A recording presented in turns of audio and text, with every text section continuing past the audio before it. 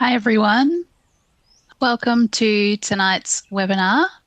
I'm Beck from the city of Stonnington, and I just wanted to start off with acknowledging the traditional owners on the land on which we're meeting tonight for Stonnington and Glen. It's the Wurundjeri Woiwurrung and Bunurong people of the East Kulin Nation, and wanted to pay our respects to their elders, past and present, as well as extending that respect to any Indigenous people who might be joining us tonight. We acknowledge the living connection to country, relationship with the land and all living things, extending back thousands of years for all Indigenous people. Again, thank you all so much for participating in tonight's webinar.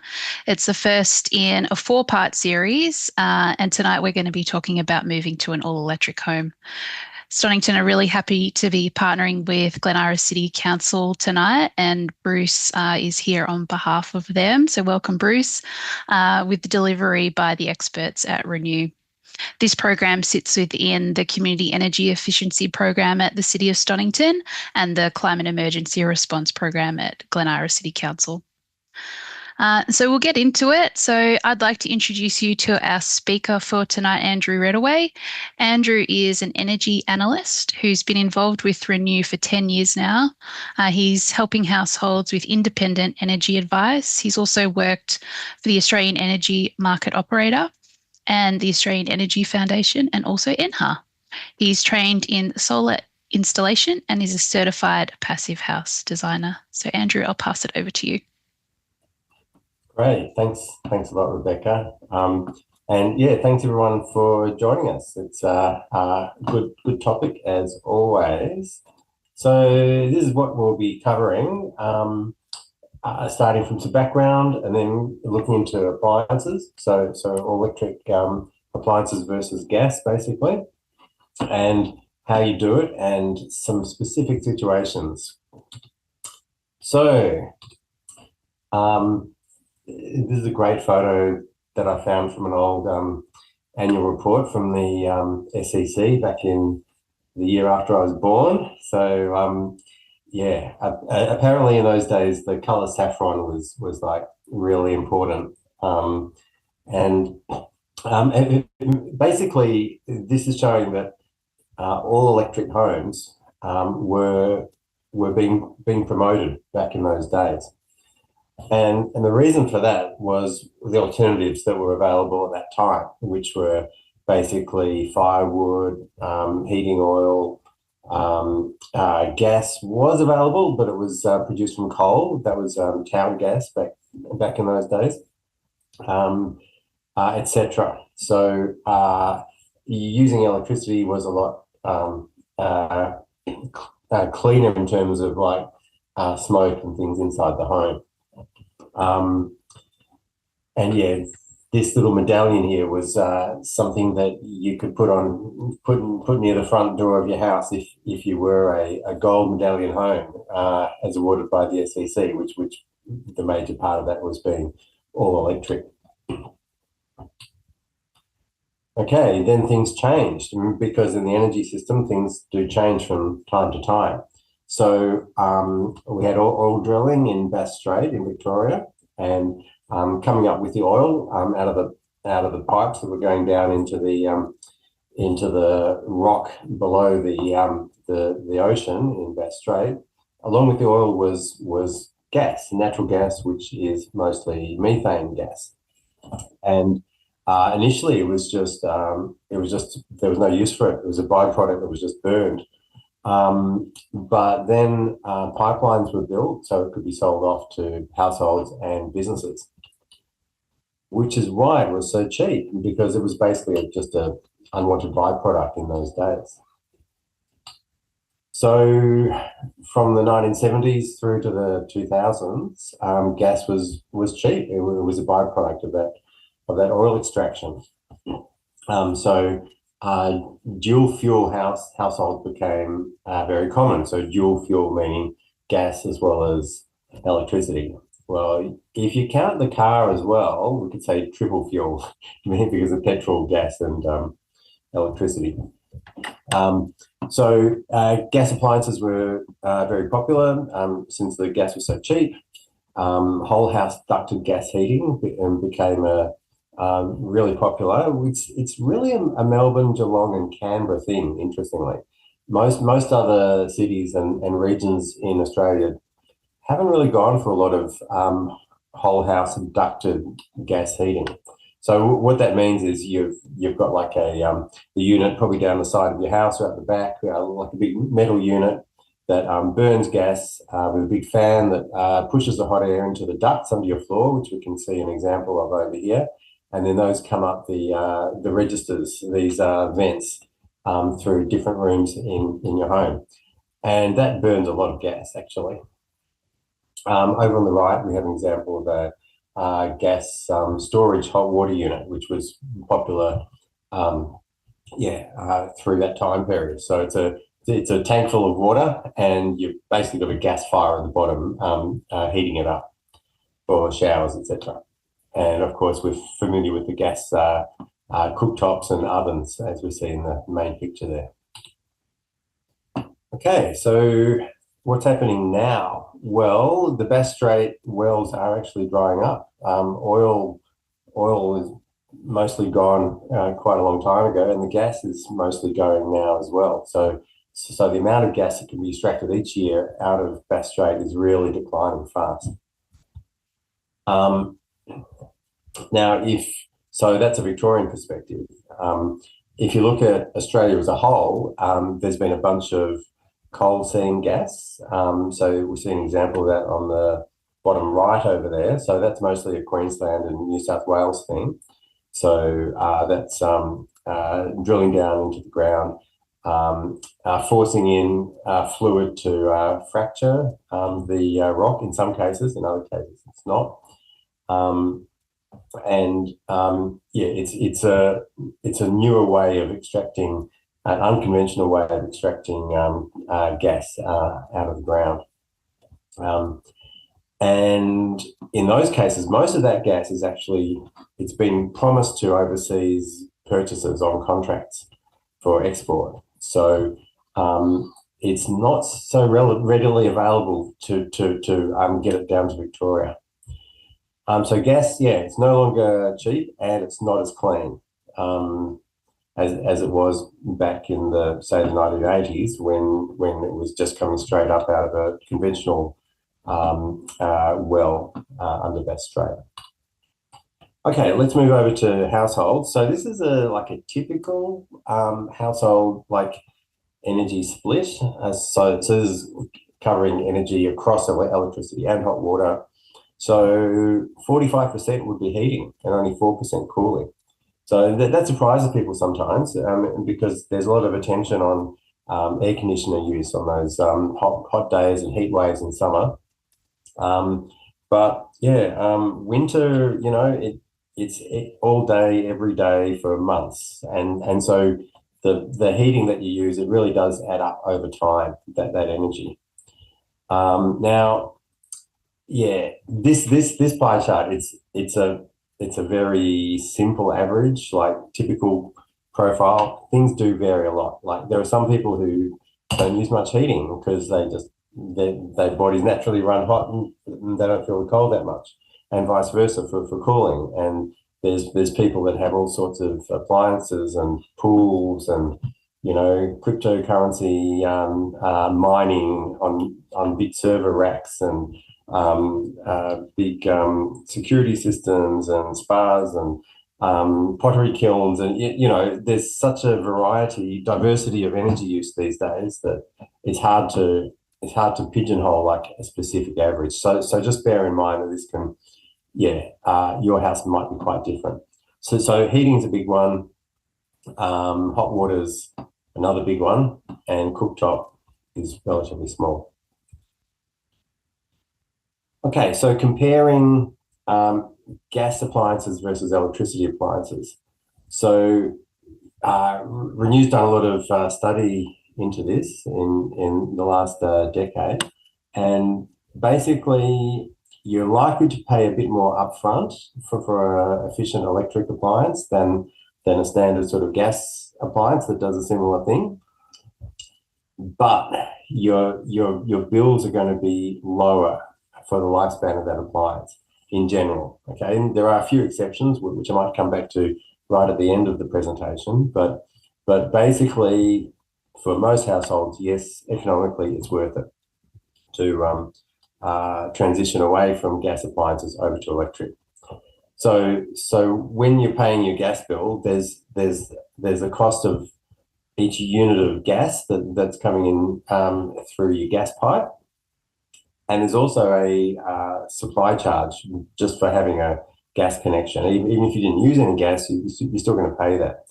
And that could if you look like over a decade, that could add up to $3,000. So that's if you were able to get rid of your gas connection, then that's a fairly big saving just by itself.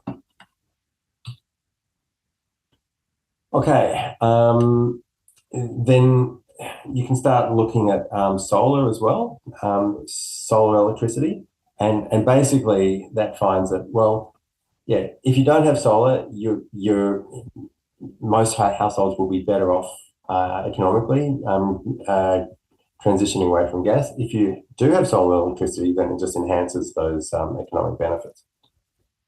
And yeah, the old story of energy efficiency that's always important. It always makes sense. So, for example, improving the insulation in your house, draft proofing, yeah, that's going to further improve that benefit. Now, this is basically just addressing a confusion that arises sometimes. If you just look at the cost per unit of energy that's coming into your house, it looks like gas is cheaper than electricity, right? So you look on your gas bill and it says, oh, okay, 3.4 cents. Okay, and that's per megajoule. So a megajoule is just a measure of energy, right? The same way with length, right? You've got meters or feet or inches, like they're just different ways of measuring the same thing. So, and if you look on your electricity bill, you see maybe 23 or maybe 30 cents. That's a different unit. That's kilowatt hours. So when you do the conversion, okay, now it's a bit different. So electricity is still 23.2, but gas is now 12.3. Okay, still looks a lot cheaper than electricity, but that's missing another important fact.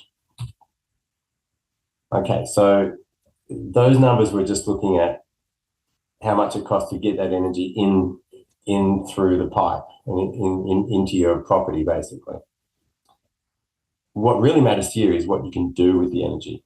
And let's look at heating. So if you've got gas ducted heating, you're burning gas to provide heat for your home, but not all of that energy makes it into the home in the form of heat. Like you're going to have some's going to just go up into the air from your outdoor gas burning appliance. As the hot air goes through the ducts, some of the heat's going to soak through the ducts, or the air's going to leak. In some cases, a lot of air leaks out of those ducts if they're old and hasn't been maintained. Okay, so you're only going to get a portion of that energy, the benefit of that energy from gas. Now, if we look at another way of heating, which is a reverse cycle air conditioner, which I'll explain later on, the efficiency balance goes the other way. So instead of losing energy through inefficiency, you're actually winning. It's more than 100% efficient, 450% efficient. And yeah, that sounds like a bit of a silly number, but I'll explain that later as well. So once you factor that in, the different efficiencies of your appliances, then gas becomes more expensive. So now we're talking like 15 cents for gas and 5 cents for electricity for that heating comparison. Similar story with the hot water.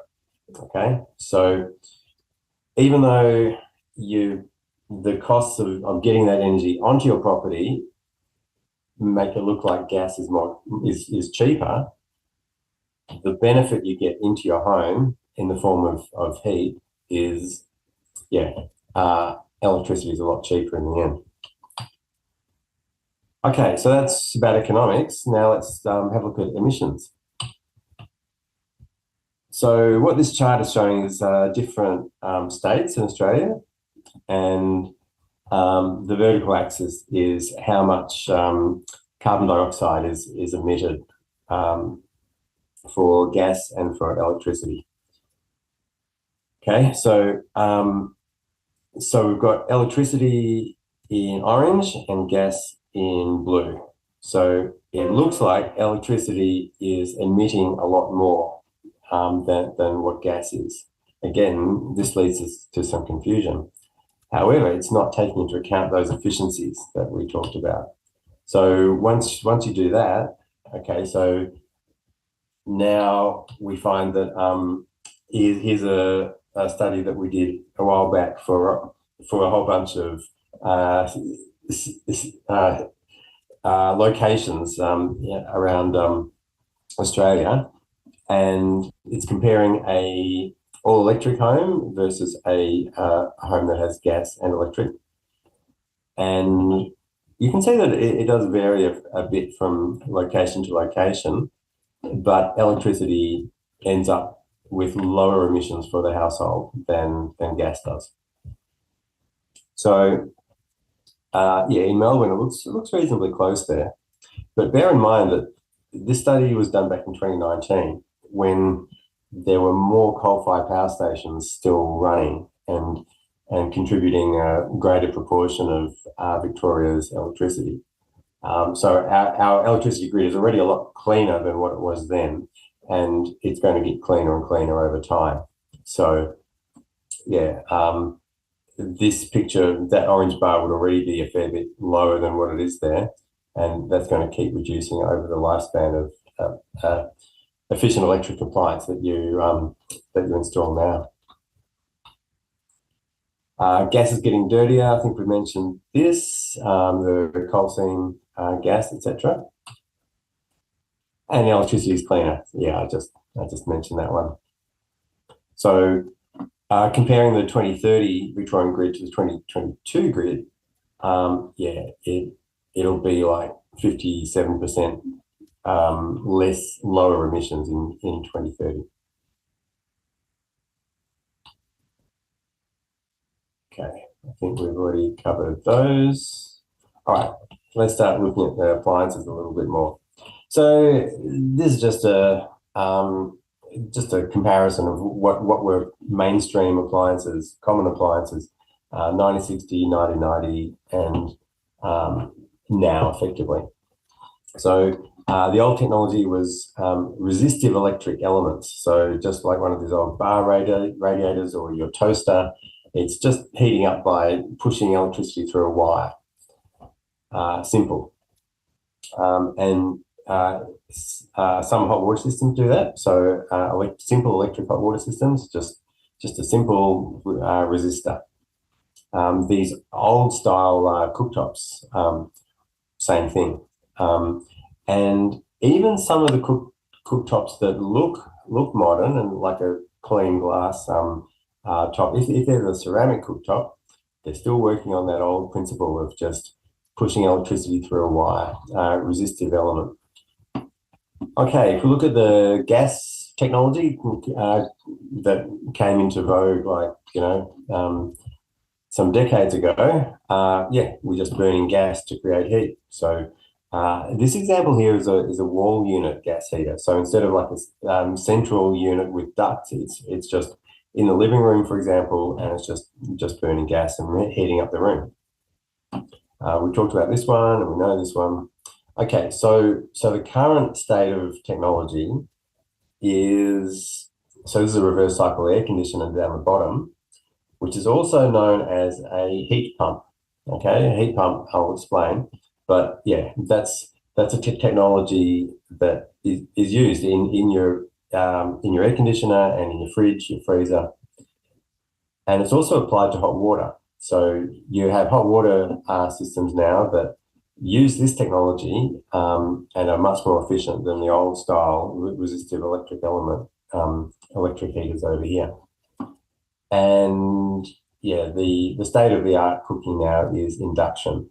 So that's using a magnetic effect, and it's a lot more efficient, controllable, and safer than either of these previous options. Okay, so a heat pump sounds weird. All right.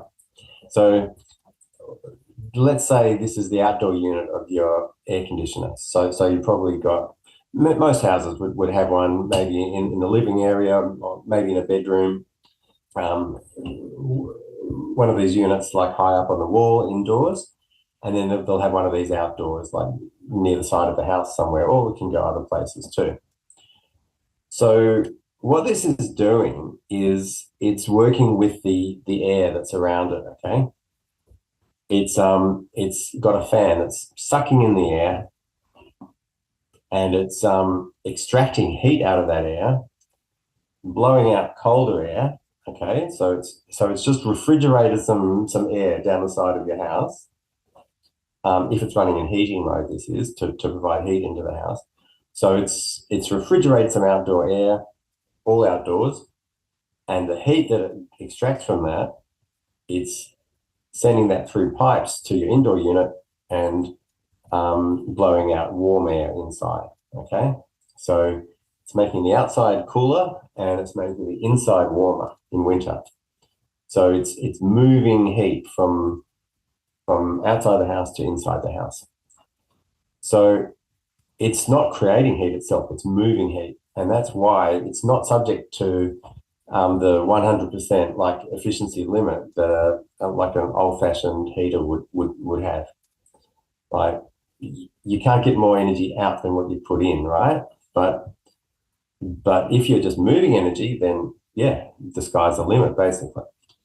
So that's how it can be more than 100% efficient. It's only using the only energy it's using is just some electricity to turn the machinery, okay? And that's unrelated to how much energy it's moving.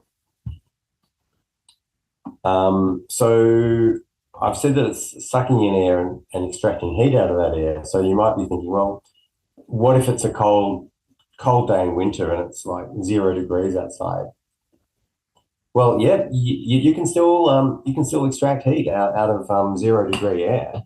You can refrigerate that air down to less than 0 degrees, and that happens all the time in your freezer. Actually, that's how your freezer works. Like the air inside your freezer is like around minus.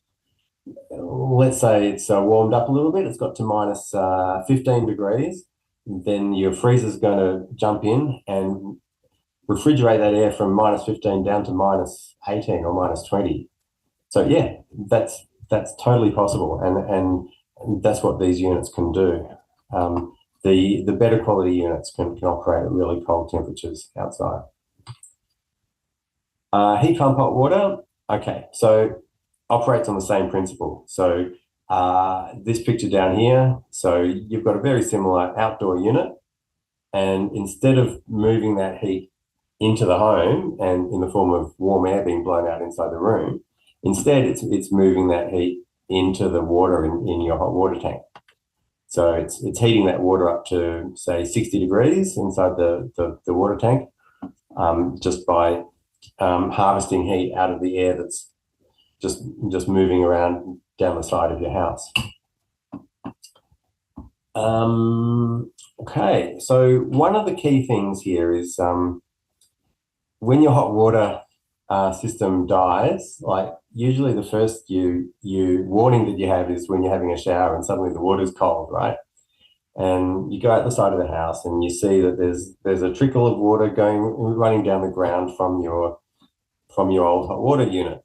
And when that happens, it's usually a pretty urgent thing because it's probably family members or whatever who don't like cold showers. So you call the plumber, and the plumber comes and they say, "Yep, I've got a unit the same as your old one.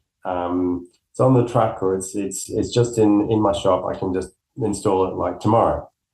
And most people just go, yep, okay, great, do that.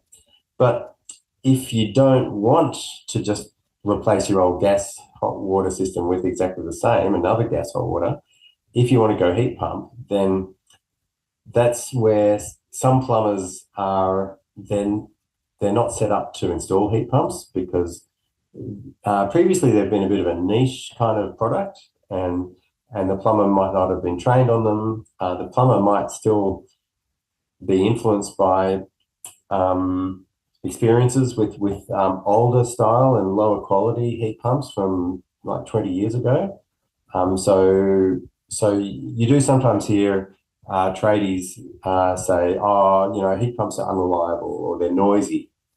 And yeah, there are some brands, and especially like older brands that were unfortunately the reliability wasn't so great, and they might have been a bit noisy. But yeah, there are really good units that you can't hear them unless you really bend over and really try to listen to them, and can work in cold temperatures and super reliable. So at my previous house, yeah, I installed a heat pump hot water over 10 years ago, and yeah, still running fine. And there's heaps of people who can tell you the same thing. Um, the picture at the top, it's another example of a heat pump hot water system. It's just a different style where instead of having the compressor unit, the outdoor unit, as a separate thing, it's basically on top of the water tank. So that means it's has to be shrunk in size a bit, and that I think in general they may be a little bit more noisy. If you shrink the fan, it has to run a bit faster, that sort of thing. So yeah, if space is an important consideration, then that that might work better in your location. These pipes can usually be up to about 6 meters long, by the way. So you have the tank somewhere, and then the other unit could be around the corner, or yeah, there may be different ways you can make it work. The refrigerant gas, yeah, with any appliance that works as a heat pump, so air cons, fridges, and everything.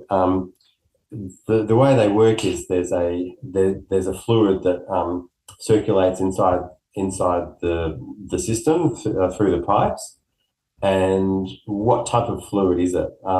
Some of them can be, if the pipe was to get damaged and that gas was to leak out, they're actually not very good for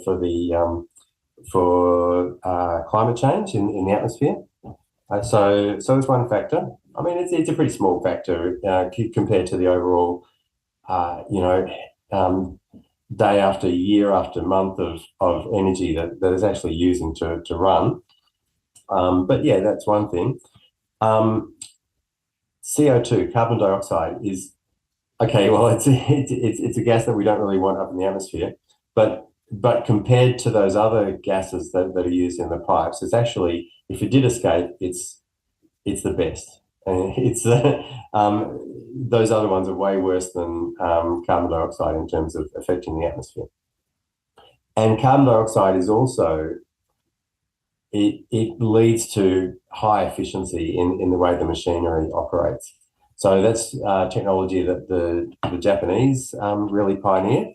And yeah, the carbon dioxide heat pumps, they work off higher pressures, and they tend to be high quality. They work in cold air, etc.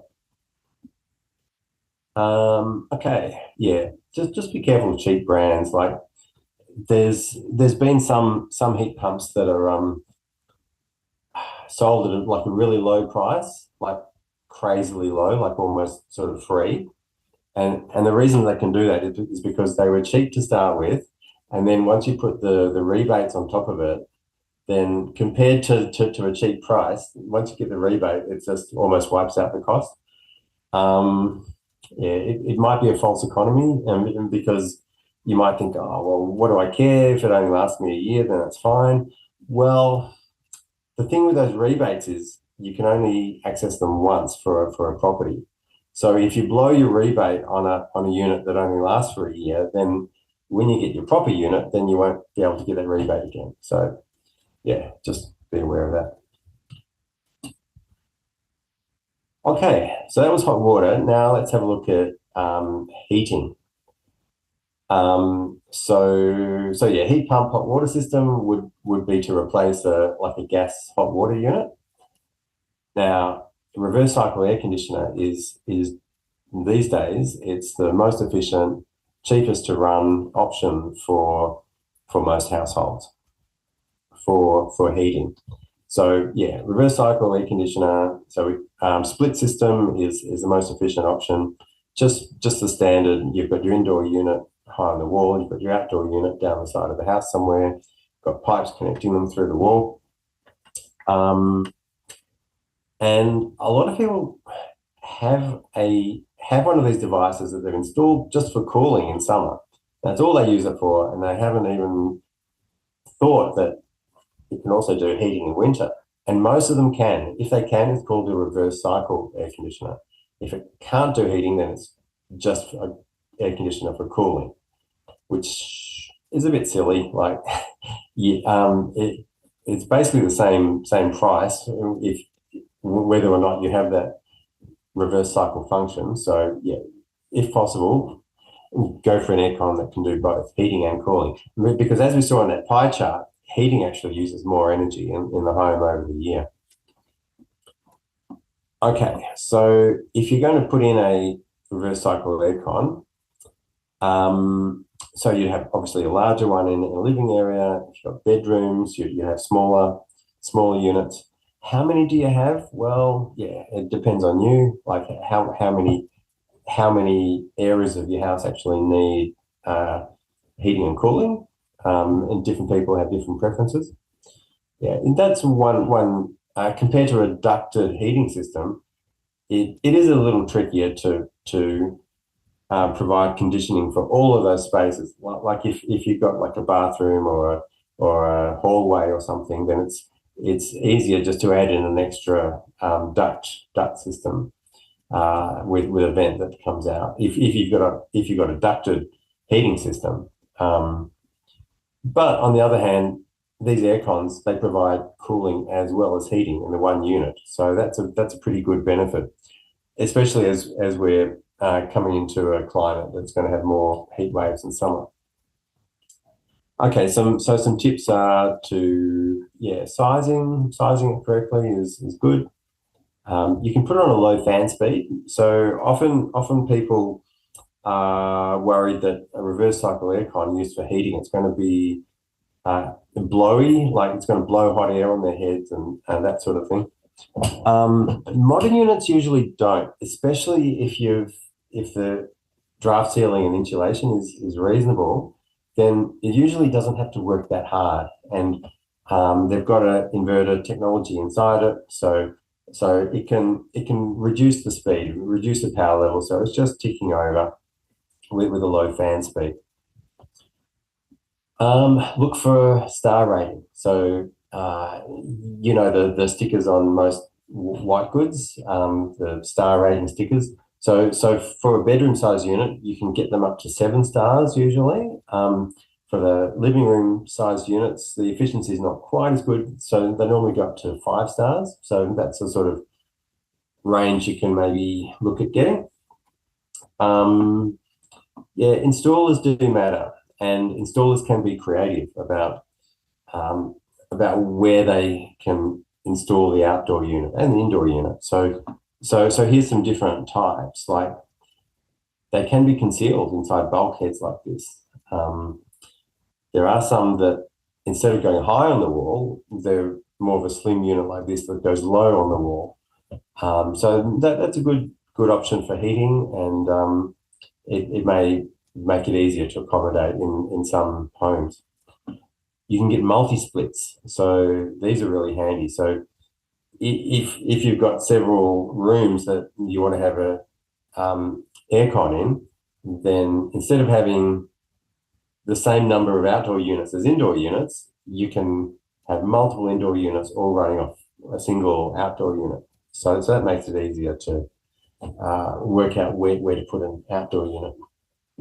I've talked about the refrigerant already and noise. Yeah, shouldn't be much of an issue. I mean, most people these days are familiar with these air conditioner units.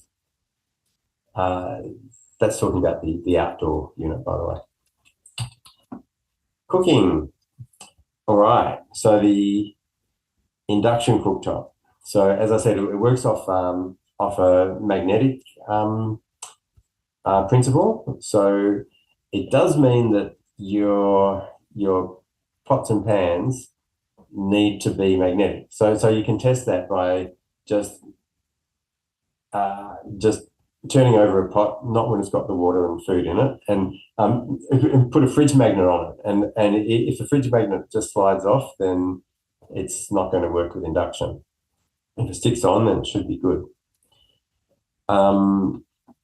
So if you're planning ahead, then yeah, you might gradually migrate your appliances as your pots and pans as they wear out to induction compatible ones.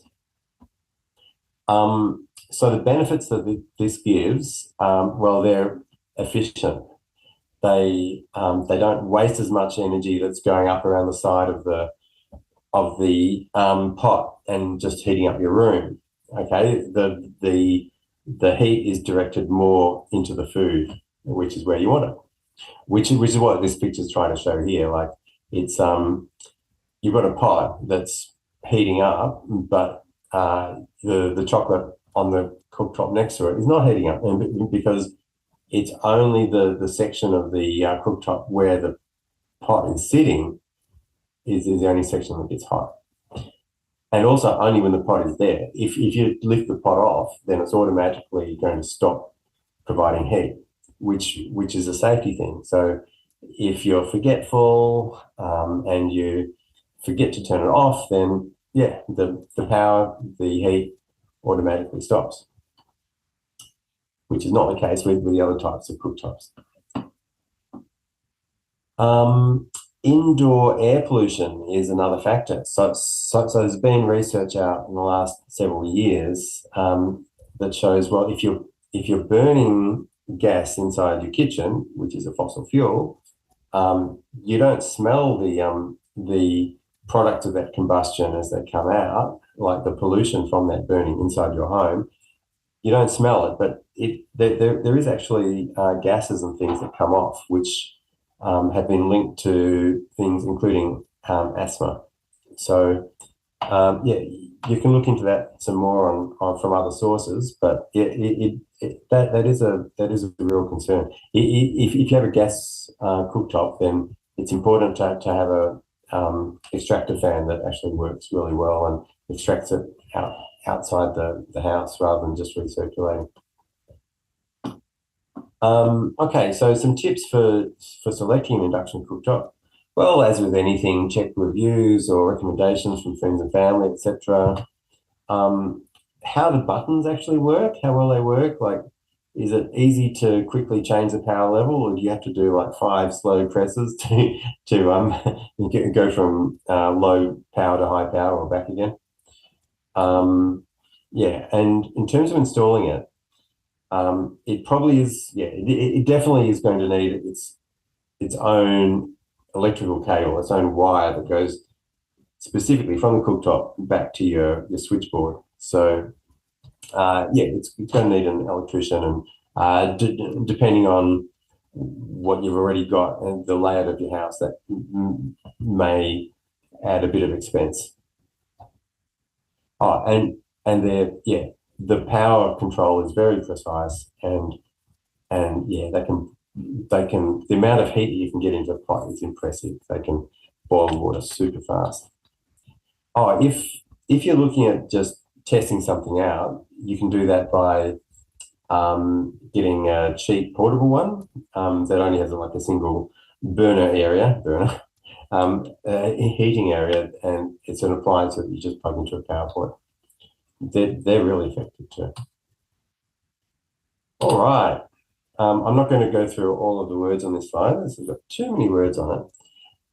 but basically, there's some assistance from the energy upgrades program. So that applies for heating and hot water. And actually, there's a more recent announcement that there's some assistance for cooktops as well. Oh yeah, here we go, cooktops. And yeah, there are some discounts. So residential efficiency scorecard, home energy assessments. Now, I'm actually not sure if these numbers are quite correct for this specific webinar, but yeah, in both the Glen, Eira and Stonnington areas that we're providing this webinar for tonight, yeah, both of those councils do provide a discount on these scorecard assessments. So that's where a energy expert comes out to your home and walks around and identifies what's maybe causing an issue in terms of using too much energy, and do an analysis and provide a report for you that sort of gives your home a star rating. So that's good. Okay, so if you're thinking about making the change, which do we do first? Do we change the heating, like you've got an old gas ducted heating system? Do we do the hot water first? Do we do the cooktop first? Well, it varies. It depends on your circumstances. A bit of a simple guide is, well, if you've got an appliance that's reaching the end of its life, then that means that you're going to have to spend money one way or the other. Even if you just replace it with a gas appliance, you're going to have to spend money. So if that's the case, then okay, your electric appliance will cost probably more, efficient electric, probably cost more than what your gas appliance would, but you're only really paying that difference, right? So yeah, that's one way to do it sensibly, I guess, is to do it when your appliances need replacing. Now, if that's going to leave you with only the cooktop, well, even if it's got a lot of life left in it as a cooktop, then it may well be worth ripping it out and putting induction in instead, because the cooktop, your gas cooktop's not actually using that much gas, right? But just having that last appliance means you're paying maybe $1 a day or something, say $3,000 over 10 years, just for the privilege of having that gas connection. So you can save that entire cost, eliminate your gas bill if you replace it with induction, which would normally make that very economic as well. Okay, some things to check. If you're installing additional electric appliances, then they're going to have to be connected into your switchboard. So what's the state of your switchboard? Is it a really old switchboard that has issues and it hasn't got enough physical space or enough electrical capacity to add new load onto it? That's one question. And where are you going to put the new electric appliances? And yeah, there may be external units as well as the internal unit in the case of air cons and heat pump hot water. And actually, at the end of the presentation, I'll talk about a couple of strategies there. Okay, so what can you do right now without spending any money? Well, one thing is just give it a go. Well, maybe not right now because it's summer, but the next time you need to heat rooms in your home, or maybe you just need to heat your living area for the evening and sort of, yeah, until you go to bed. Well, instead of running a gas ducted system heating up the whole house, why don't you just find the heat option on your remote control for your aircon and try heating the living room with that. So if you did that for a couple of months, for example, I mean, if it's comfortable enough for you, then you can see what the impact is on your gas and your electricity bill. So yeah, your electricity bill will go up a bit because you're using that electricity to heat up your living room, but your gas bill will drop. probably a lot more. So it'll probably be a cheaper way to do it. The proviso there is don't do it if you've got one of those ancient like square aircon units that goes right through the wall or through the window. It's probably not efficient enough to be worthwhile. But if you've got something relatively modern, like one of these type of systems, then yeah, it's probably a good idea. Now, this is a bit of a no-brainer. If you're building a new home, then yeah, don't put in a gas connection. In fact, with the regulations in Victoria now, you basically are not allowed to. So that's good. If you are building a new home, then you've got a question of, well, how far do we go with the insulation and the draft ceiling? So there's all things you can do. Well, I mean, there's simple things like blinds and draft stoppers. But if you're building or renovating, then you might look at things like what sort of windows you put in, double glazed windows, window frames, like maybe avoid like this pure aluminium window frames because aluminium conducts the heat really well, so it can go through the frame. All those types of factors, right? So the minimum in terms of star ratings for a new building on the NATHERS scale, the minimum you can do is 6 stars. Well, as a design. So basically, our analysis shows that economically, you'd be better off to go a bit above that, 7 to 8 stars, because yeah, you'll pay a little bit more for building your house, but it's going to pay itself off pretty quickly in terms of energy savings into the future. Oh yeah, here's some numbers just giving an indication of the how much you might save over a year if you comparing like a house that's all electric, using efficient electric appliances compared to gas. And yeah, Melbourne, we're talking maybe $1,200 a year savings off energy bills. So that's significant. Okay, if you've got solar, then it's even more the case. Now, yeah, we do whole webinars about solar specifically. So this slide is just touching on it really. But yep, basically solar systems are economic as long as you're staying in the home for years and years, and if you've got a sunny roof. Home batteries, I think the attachment rate for new installs now is up to about 20%. So they're getting up there. They're becoming more common, but yeah, you still need to do your homework with the batteries. Now, this is a slide from the Victorian government.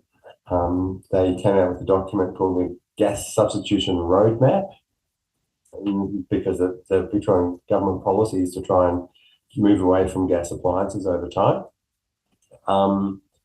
And yeah, this is just reinforcing that same message that if you go from a home that uses gas for all 3 appliances, all 3 functions, then the more you electrify, the lower the bills become. And the last 2 here are if you've got a solar system as well. So solar system plus all electric can really bring that down. Closing your gas account. So if you have gone down those steps, and it might take a while, but that's okay, and got rid of the old gas appliances, then yeah, you need to close your gas account. So you'll have a gas retailer, so it might be Origin or AGL or whoever is sending you the bill. So you obviously need to close that. Now there's behind the retailer is the company that owns the gas pipelines that go down your street. It's a separate company, and you haven't got a choice over who that is. And so they might get involved in the process as well, and they might be trying to charge you like a special fee to for the privilege of having the gas connection removed. So an abolishment fee, that sort of thing. So yeah, look, the rules are improving about this now. It's getting harder for these companies to charge you to exit the system.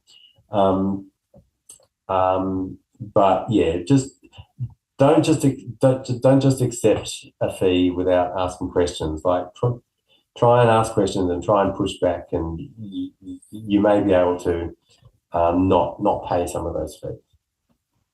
It shouldn't cost a crazy amount anyway.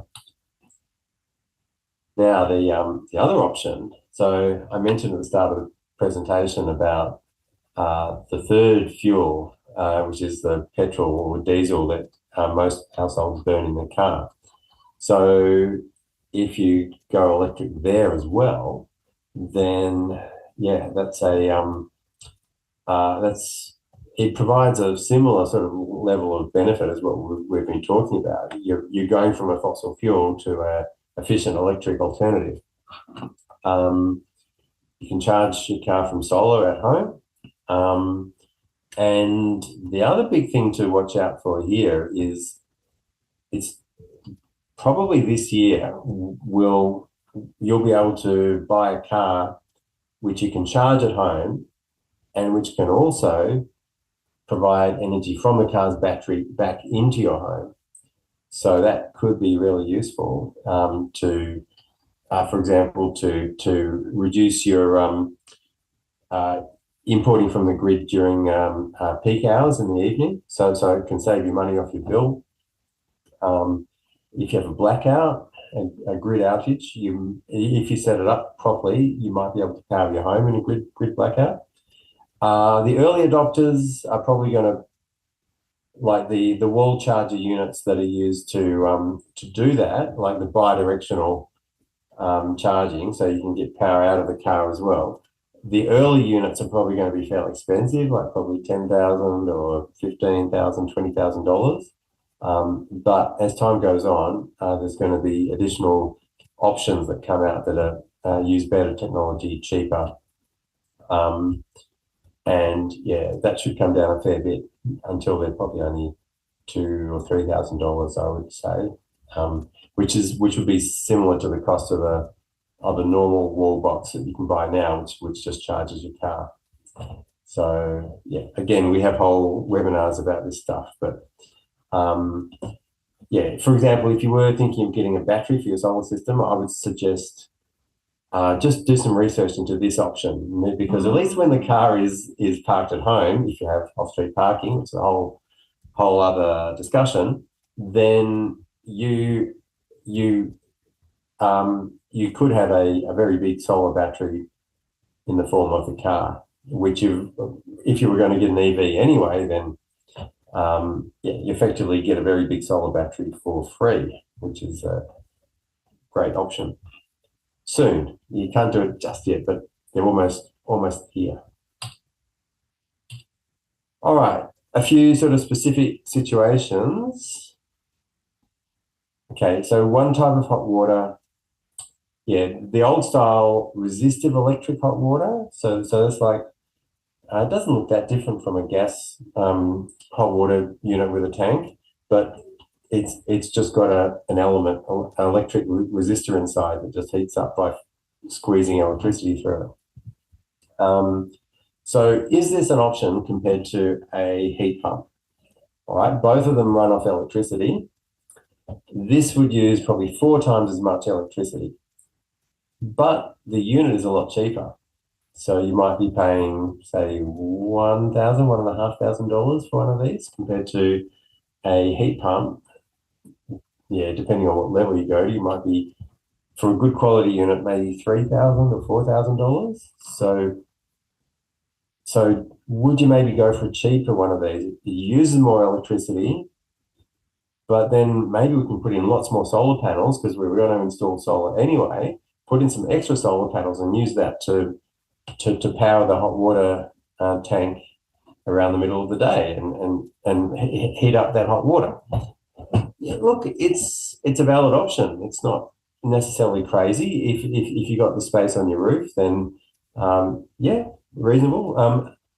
Another advantage is that the hot water tank, this type of hot water tank, it hasn't got moving parts. Like it should last a long time, especially if it's a good quality, like stainless steel, for example. Um, one factor is, how about when it's like really cloudy around the middle of the day and your timer comes on, the hot water tank starts running at this high power level that it needs because it's not very efficient. Um, your solar panels aren't providing enough electricity, so most of it comes from the grid. Um, but that's only when it's cloudy. So yeah, look, it's not a yeah, it's an option. Yeah, it's a bit of a blunt force kind of option compared to a heat pump, but yeah, and there are gadgets that you can use to avoid that issue, the cloudy when it's running issue. Solar thermal hot water. So this is an old school option these days. So you typically have one or two panels on the roof. Sometimes they have the water tank up here on the roof as well, or sometimes it's down at ground level. Yeah, it's they're going out of favour a bit. The skills and the support to work with these systems are a bit harder to find now than what they used to be. Yeah, there's a fair bit of plumbing involved up on the roof and stuff. So it's yeah, these days we'd say that usually a heat pump hot water system would be the sort of default option for a suburban home. But one niche where this is could be useful is if you really don't have space down the side of your house for a water tank. So your gas water unit might be one of those slim little instant gas units that just mounts on the wall. And so if you were going to replace it with a big tank, you might not have somewhere to put the tank. So putting it on the roof could be an option, which you can actually do with a heat pump as well, but that's a bit of a niche kind of option. Evaporative cooling is a different cooling option compared to a reverse cycle. Sorry, a different cooling option compared to an air conditioner. There are pros and cons of evaporative cooling. I think generally air conditioners are probably the way to go these days rather than evaporative cooling. Like if you had a choice, like you were starting from scratch, for example. And there's a few reasons for that. Might not go through the details right now. For heating a home, another way is hydronic heating.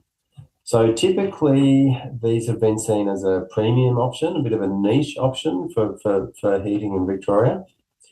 More common in England, Europe, that sort of thing, in North America. So you've got hot water going through pipes, right, to heat up these radiators, or it could be pipes running through your floor to heat up the whole floor or parts of the floor. Okay, so the question is, what is heating the water? So traditionally in Victoria, you guessed it, it's a big gas boiler out the side of your house, burning fossil fuels. So yes, you can get heat pump hot water systems to heat the water to go through the radiators or through your floor. The issue there is that hydronic heating is already a sort of a niche product. Now, heat pump hydronic systems are a niche within a niche. So you might have to do some legwork to find a tradie who really knows what they're doing there. And yeah, hydronic systems are expensive, usually just the old gas ones. And so the heat pump ones, you know, niche, premium, yeah, they're probably going to be sold for high costs as well. And there are some technical hurdles, challenges as well. A few other special cases. Okay, so let's say, okay, the amount of hot water that you use does make a difference, right? So imagine you're a household, you've got 4 teenage kids. Um, they're all doing sport. They're having multiple showers a day, very long showers. You're going to be using a lot of hot water, and they're turning them on at maximum flow rate, right? That is a large amount of hot water. On the other hand, you're just one person in the house. You're frugal. You um, have a low flow shower head, and you're only taking 3-minute showers. Your amount of hot water that you use compared to them is tiny. Okay, um, so the economic considerations play into this as well. So default option, yeah, heat pump hot water system, but they are relatively expensive hot water units. And if you are that person who only uses a tiny amount of hot water, if the money is tight, then it may be hard to justify spending that much money on a heat pump, right? So in that situation, instant gas hot water may actually be the best option for that household. I've mentioned if you don't have space for the water tank at ground level. Okay, cooking. So induction cooking would be the default recommendation. If you have some specific cooking requirements, it may change a little bit. So maybe you're a big fan of cooking with a wok where you actually need to be lifting the pan and moving it around in the air while there's heat going into it. Okay, induction can't actually do that. But, okay, you could... Are you cooking all of your food that way, or is it only every now and then? So in that case, like, you could have just one burner in your kitchen that could go to a gas bottle, for example. Gas bottle lasts a long time for cooking, and especially if it's only cooking that you do occasionally, yeah, you're going to pay virtually nothing for the gas. So you could have one gas burner for that purpose, and then you could have an induction cooktop for everything else. So that's an option. Now, if you're living off grid, for example, you have no grid, you have no cable from the grid to your property for electricity. That's there'd be very, very few homes like that in these two council areas. But if that is your case, then yeah, that's a different situation, and yeah, things might get a bit different. Okay, another question that comes up would be, okay, so I've currently got gas and electricity. If I go all electric, if I get off gas, then I'm sort of putting all my eggs in the one basket of electricity, right? And so if we have a grid blackout, an outage, then isn't that going to leave me in the lurch, right? Well, yeah, definitely good to think about that. And it definitely is good to be prepared for grid outages because they can happen. So, well, if you have one of these heat pump hot water systems with a tank of hot water, that tank full of hot water should last you a couple of days in terms of unless you're that household I just mentioned with like 5 teenagers having 3 showers a day at maximum flow rate for 20 minutes each. Yeah, the water does stay hot for a couple of days as well because you've got insulation around the tank. So unless you've got a very long power outage, then hot water, you should be all right for hot water. Now, cooking, yeah, look, if it's just for an electricity outage that only happens, once every decade or very rarely for a short duration, you can probably get away with other cooking options. Like you can just get a simple little gas camping stove that works off a little gas cylinder, or one of those stoves that are used in Asian restaurants sometimes, just a little portable thing that works off gas cylinders, canisters, very cheap and effective. If you just only need it short times for occasional, for most people, that would be all right. And then heating, well, yeah, that's another question.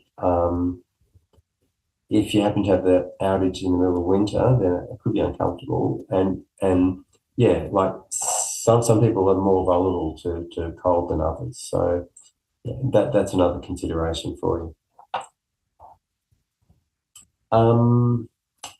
Another factor is if you have a grid outage, a blackout, a lot of gas appliances don't work either because they've still got that plug that goes into the socket for the ignition or for the management or something like that. So that's something you can check out. And yeah, you can get backup options for electricity. So uninterruptible power supply, like a little battery, like in the home that can run your laptop or your router or something for a while. You can get little petrol generators. You can get a home solar battery, like a battery on the wall in the garage, for example, that is part of your solar system that can run stuff in a blackout. Some of them can't, so ask the questions. And electric vehicles. So actually, a lot of electric vehicles sold now, you can plug an extension lead into the car, and then you can run the extension lead into your house, put a power board on it, and you can run a fridge, internet router, laptop, a few things like that. And that's a big battery, like in a EV. So that's a pretty good option. So that's called vehicle to load. Tesla vehicles do not have them for some reason, but most of the other brands actually do have that. So that's a pretty good benefit. And then as I was saying, like it won't be long before you can plug an EV effectively plug it into your home switchboard and run your whole home in a blackout if you get it set up and enhanced for that. All right, so here's a bunch of useful resources. Yeah, maybe I won't spend too long on this page. I think there'll be a recording available you can come back to. I think many of these links would have already been posted in the chat as we're going through. Yeah, so this is the Getting Off Gas Toolkit. A lot of useful information there from Renew. And we have a webinar series as part of that. So that's similar information to what we have here, but probably a bit more specific in some of these areas. Thanks, Rebecca. Are we going to questions? Or? Yeah, we will. So we haven't had any come in just yet, but if people are holding out, please pop them in the Q&A function down the bottom there. Thanks, That's Andrew. great. I found the presentation really interesting, and it was really nice to touch on some of the other topics that we're going to be talking about in the coming weeks as well. So solar batteries and then EVs at the end as well. I was wondering, transitioning from gas cooking to induction is one of the last things that we've got left to do in our household, and whether you had any tips around, I don't know, cooking and things that maybe I should be considering outside of the appropriate pots and pans and that sort of thing, but in terms of like actually cooking, I guess. Okay, yeah, sure. Well, one other thing to mention is so if you've got a gas cooktop, so that will be sitting inside a hole that's cut in your benchtop. And one thing to check is how big is that hole, and how does that match up with the size of hole that you might need to put an induction cooktop in? Maybe you want a different size anyway, but if you are hoping to just use the same hole and drop an induction cooktop in, so sometimes it's fine. Sometimes the old gas ones, the hole is smaller, and you're going to have to enlarge the hole. It doesn't sound like a big issue, except for the engineered stone question. So we've just had the standards and rules changed that make it really hard to get someone in to cut to cut through your Caesar stone or your equivalent, like bench top. So that's a little bit of a hurdle. It's still possible, but there may be some paperwork to jump through and some extra costs. Yeah, So sure. that's one. Now cooking. Yeah, look, I'm no chef or anything, but I do cook, and I find it really easy with induction. You just put the pan on and you just turn it on, and you can adjust the power levels easy, and there's really no downsides compared to gas that I can see. Now that might be a bit different if I was doing that specific wok in the air type Mm, cooking, right? But I don't do that. But I but don't really either, so yeah, probably safe. but yeah, Um, there's there's actually plenty of celebrity chefs out there that have weighed in on this issue, and you can find YouTube videos where they explain how to cooking techniques and all that. It's just sorry, Bruce. I think I cut you off. yeah, no, I was going to say, I'll just throw my own personal thing. So I can just say, like, I had this personal experience. Actually, I didn't replace a cooktop. We actually moved from a house where we had gas to a house which already had an induction cooktop. Yeah. And I was really worried because I am really into cooking. So I did Okay. a lot of cooking and trying to do fancy stuff and everything. And I was really concerned about the level of control. And I could just say from personal experience, I haven't found it to be any issue whatsoever. And so, like, to give you a really specific example, last week, I was cooking pasta for my kid, got distracted, looked over, and the pasta was just about to escape. The pot was boiling over, and I dived over, changed the heat setting in the induction stove, and it went down instantly. Mm. So you don't have any of that kind of, it's exactly like gas where you turn it off. In fact, it even feels like it's a bit faster sometimes. So I've never had any particular issue with that. And yes, I was also talking with someone from a multicultural community during the week, and we had a whole discussion about the whole wok cooking thing. And she basically said what you had said, Andrew, which is that she speaks to people in the community, and some people she speaks to will swear that there's no difference. Some people say that there is a difference because you're cooking like that for 50 years. They sort of say, no, there's a specific flavor, but generally, yeah, for almost all cooking, they haven't had any particular issue whatsoever. Yeah. I think the only thing I'd say is just when you're shopping for an induction cooktop, just pay attention to the user interface, right? With the buttons, and how easy is it to use the buttons, because some are easier than others. Yeah, that's not about the induction technology itself. It's just about how they've done the buttons. So User experience, that's right. just as important. We've Yeah. had some questions come in now, so thanks everyone. Julie has said, thanks, Andrew. Very interesting. I have an electric hot water service in the roof from the 50s. How does it rate in the efficiency scores? Right. Okay. So that's inside the roof. It sounds like it's that was common back then. So it's in between your ceiling and your roof. You got a roof space, and you've probably got a squat cylinder. Like it might be, I don't know, 1.5 meters wide and 1 meter tall, so that sort of thing. Well, yeah, it's a resistive electric element again. So it's just like your toaster or your kettle. It's just pushing electricity through a wire. So it's 1 unit of electrical energy in, 1 unit of heat energy into the water. So it's the same as a modern electric resistive hot water system. So not particularly not that efficient. Not A heat pump is way more efficient. It would only use like 20% of the energy of the electricity.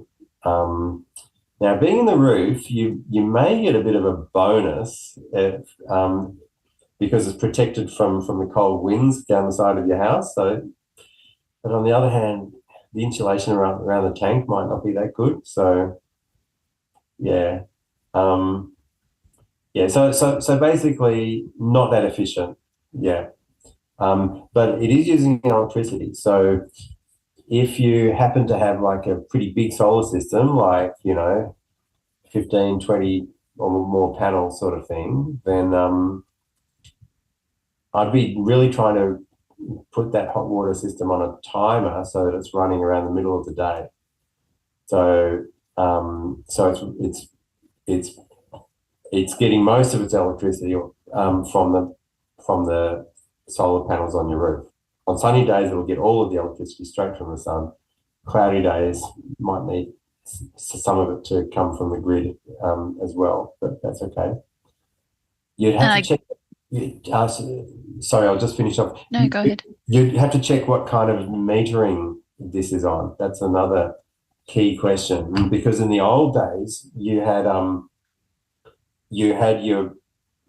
cable coming into your house for all of your power points and lights and everything, and then you basically had a separate cable coming in specifically for the hot water, and that cable was only energized. It was only operating like between 1 a.m. and 4 a.m. or something. So it was running overnight, and you got a special cheap electricity rate for your hot water. So if that's the case, then it may be reasonably cheap to run that really old hot water system. But there's a good chance that what's happened is you've had a smart meter put in, and as part of that process, they've rewired it so that cable, you don't get that special cheap rate anymore. It's just heating off your normal electricity rate tariffs. In which case, it's probably fairly expensive to run that old electric hot water system. So yeah, I'd be looking at putting on a timer probably. So you're either running it off your solar if you have solar, or you're running it at a time of day, just that water tank, like when you get cheap electricity, and you have to choose a electricity plan that gives you cheap electricity at some time of the day. Yeah. I was just going to say, and I guess given its age as well, if it obviously hasn't packed it in yet, but maybe it will shortly, and so maybe consider what your next options are. Can you fit in a heat pump hot water service, or if not, what might be the next best option? Definitely consider your options. I don't think you could actually put the compressor unit of the heat pump hot water unit in the roof cavity, because it needs to have like free air to work with. That would be too enclosed. You might be able to put the tank unit of your heat pump in the roof, but I think most tradies wouldn't put it in the roof these days. So yeah, consider your options. But the other way of looking at it is, if it's lasted 70 years, then maybe it'll last another 20 years. I mean, it's pretty good. Yeah. It might be made out of copper, like some of the really old ones were. So in that case, the tank itself might have some life in it. But it probably would be good to get it checked out. If it hasn't been like checked out by an electrician or a plumber for 40 years, then yeah, just check even the quality of the water inside it. Like sometimes you have sediment building up, like just coming out of the water or whatever. Yeah, I'd probably get someone to have a look at it if you are going to keep it. Okay, we've got a question from Tam. Is it correct that car batteries are not allowed to supply power to the home? Not yet. Okay. The Australian standards came out late last year. So yes, it is allowed according to the Australian standards. So that's one piece of the puzzle. That's a yes. Now you need to have a charger that can do it. And yes, there is a couple of models that are now available on the market in Australia. So that's a yes. We also need to have cars that can do it, and that's a not yet. Okay. Well, okay. That's the basic answer, right? Okay, Nissan Leafs and Mitsubishi Outlanders can do it, but only using the obsolete plug. And there's no chargers that you can get at the moment which can do that. So I'd say no on those Leafs and Outlanders, okay? So what we're really looking for is the cars that use the modern plug, right? So that's all of your Chinese cars, your European cars, your Teslas. which are also made in China, the ones that come to Australia. And overseas, there are cars using the modern plug that have been proven to work, right? But that was as sort of a trial, or someone in a lab has just sort of hacked it. What we need is for the car manufacturer to come out and say, yes, we approve for our car to be used for powering your home, and it's not going to affect your warranty on the car. And that hasn't happened yet, but it should happen really soon. Yeah. Something to keep an eye on. Yeah. Just keep an eye on the news, and I reckon in a few months we'll probably see the first one. Yeah, I'll just add that that is for the kind of the fancy wall charger. The vehicle to load plugs you can get right now, and I can tell you that because I have one. So that cost me about $250 at the car dealership where I got my electric car. So that sort of smaller, simpler option is available right now. Yeah, that's to plug an extension lead into your car, right? Yeah, that's right. Yeah. Yeah, but if you want to actually power your switchboard of your house, not really, that is different. Not really just yet. Yeah. And Tam's got another question. What is the preventative measure for the grid on days when there is too much charge, please? I think they're meaning when there's a lot of like solar generation being pumped back into the grid. Tam, feel free to jump in the chat if I've misrepresented that. Yep. Okay. So the solar oversupply question, that's been a big question, like in the last 5 years or so. And first, I just say that isn't it wonderful that we have this problem, right? Like so much solar power being generated. Like if you'd gone back 15 years and suggested that was going to happen in 2025, people would think you were crazy, right? They'd be like, oh, solar power, how many households are going to have that? It's forget it. It'll take till 2050. But so it's great to have that much solar power happening on rooftops. When you do have a really sunny day, maybe it's a spring, like mild weather, so people aren't using aircon or heating. Maybe it's a public holiday or a Sunday, so businesses aren't operating. Then, you can get an oversupply where the solar generation is bigger than what the consumption is at that point in time. We do have the answer now. If you install a solar system now in Victoria, and it's been this way in South Australia for a while, as part of your solar system, you're going to have your solar inverter, which is like the box on the wall. That's going to have a connection into your Wi-Fi system or your internet router. So it might be wireless or it might be an actual blue cable.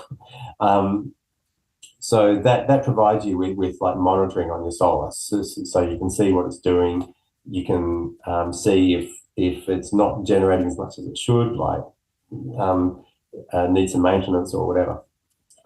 Another thing that connection can do is if we have one of those days where there's something exceptional occurring, then the power company can send a signal to your solar system to tell it to reduce its power level.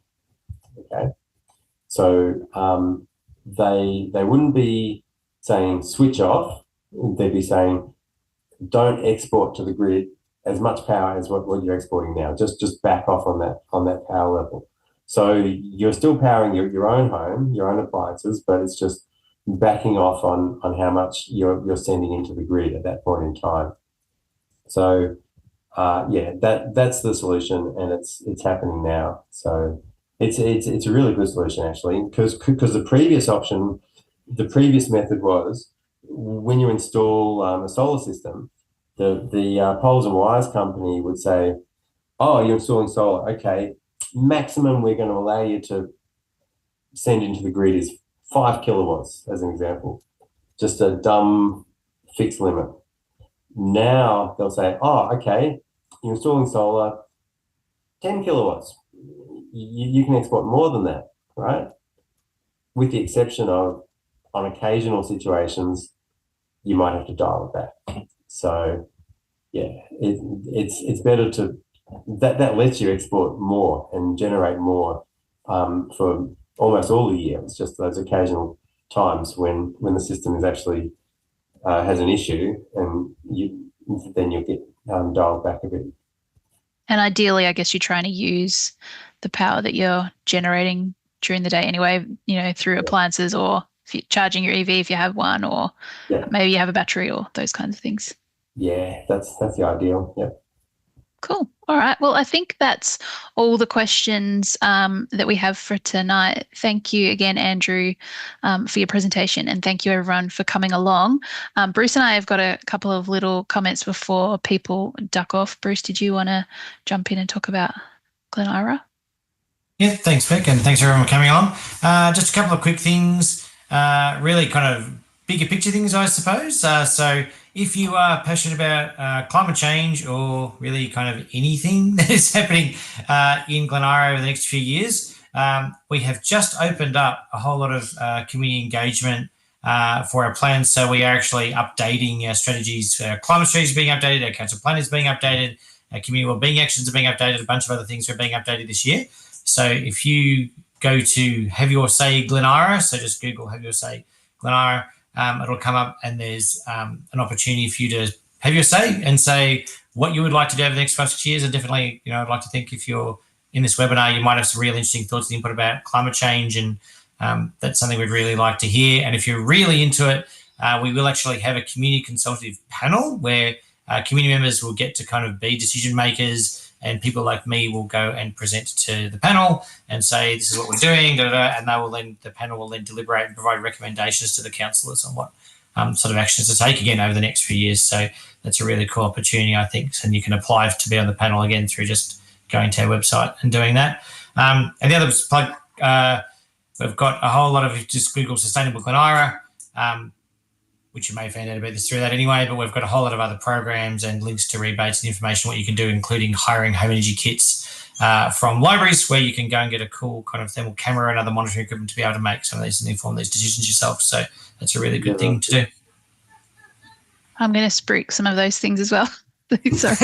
Sorry for already double up. I'm just going to share my screen because I've got some QR codes as well. So just bear with me for a second. Yep. Okay, so like Andrew mentioned, the City of Stonnington has scorecard home energy assessments available for residents. So from 50 to 75% off, 50% off for all residents, which takes it down to $176, and 75% off for people with a valid concession or students. And this is Cal up here. He's the fellow who comes and has a chat with you, assesses your home, and develops a really great detailed report that helps you sort of prioritize your actions around becoming more energy efficient. Like Bruce just mentioned, we have some home energy kits available in our libraries. They're completely free. I noticed today that there isn't a huge wait list like there has been for the past year or so.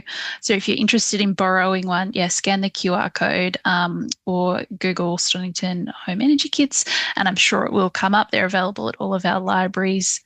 And then the final thing I just wanted to spruik, I know I put it in the chat earlier, but we're part of the Solar Savers program, so all residents can get obligation-free quotes and free advice on PV solar systems, batteries, hot water heat pumps like we talked about tonight, and reverse cycle air conditioners.